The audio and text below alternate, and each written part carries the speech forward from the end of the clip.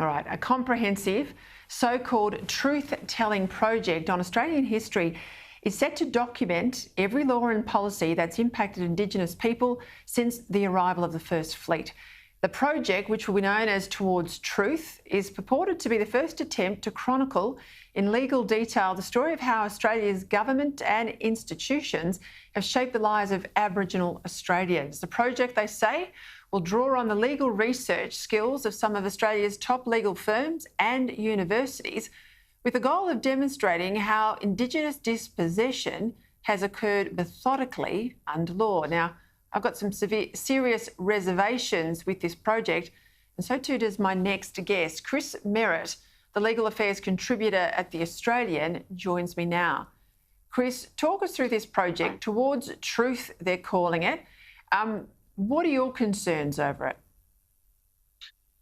Fundamentally, it looks to be unbalanced.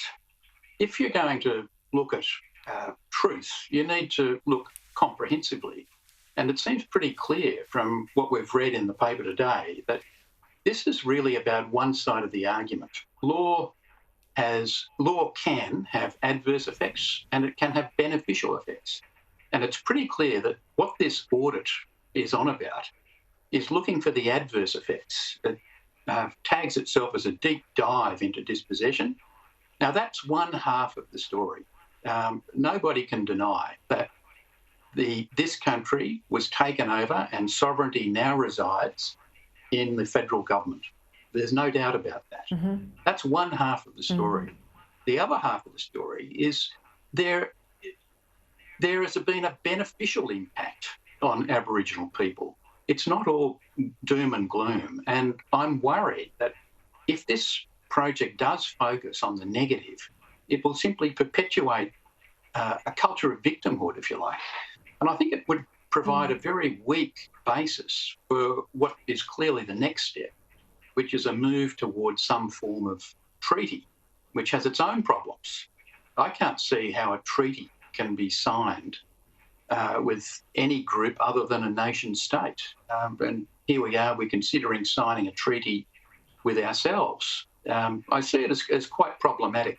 It's really a pity it's being done by lawyers and not historians. Historians would at least be aware of the real misconception that a lot of people fall into.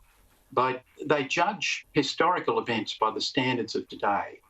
There's no doubt that laws in the 19th century and in the 20th century were harsh and, in the view of many, when judged by today's standards, were unjust. But it's not just one group of people that suffered this way. Consider the position, not just of Indigenous Australians, but of all those who descend from people who arrived in chains in this country. They were subject to extremely harsh laws as well. Or women. Quite right. If we go back over 250 years of history in relation to women, it was only in the 1960s that women were still forced, if they were married, to resign from the public service. They could stay in there if they were single, but resign if they were married. There was a time that women couldn't own property, that women couldn't vote. It's not just Aboriginal people that the laws have worked against over time. We had some sort of truth-telling commission, not dissimilar to this. I mean, this isn't taking necessary submissions from individuals now, but we certainly had that in South Africa. But that was in relation to crimes committed against individuals alive today. Your point about a treaty, this feels like the legal precursor to a treaty. And once we have a treaty, the legal precursor to compensation. Look, if you go back long enough, far enough, anybody can claim compensation. I mean, the Anglo-Saxons should be putting up their hand for compensation from the descendants of William the Conqueror. I mean, history is a pretty brutal area to study, and to get it right requires skills which I venture to suggest go beyond those taught in law school.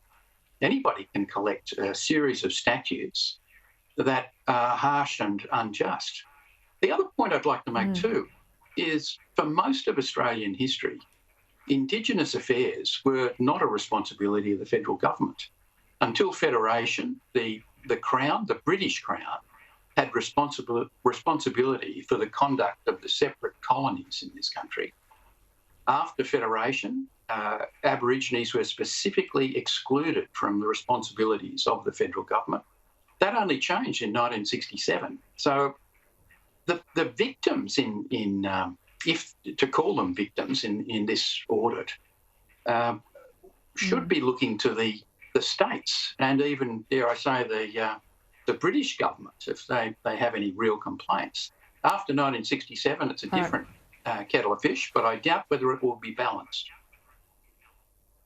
I've got to leave it there, but I tell you, as we head into the election, there was statistics out this week that show that right now, and likely to increase come Saturday, we have more Indigenous people in our federal parliament as a proportion of the general population than any time in our history, and there's more in the parliament than in the Australian community in percentage terms. I think that's the best testament to where modern Australia is, and I think that's what I'd prefer to focus on rather than trawling back through the past. I'm not saying the past is perfect. I'm definitely not saying the past is perfect, but I'm with you on the victim creation. I don't think it adds to anything in terms of our national culture.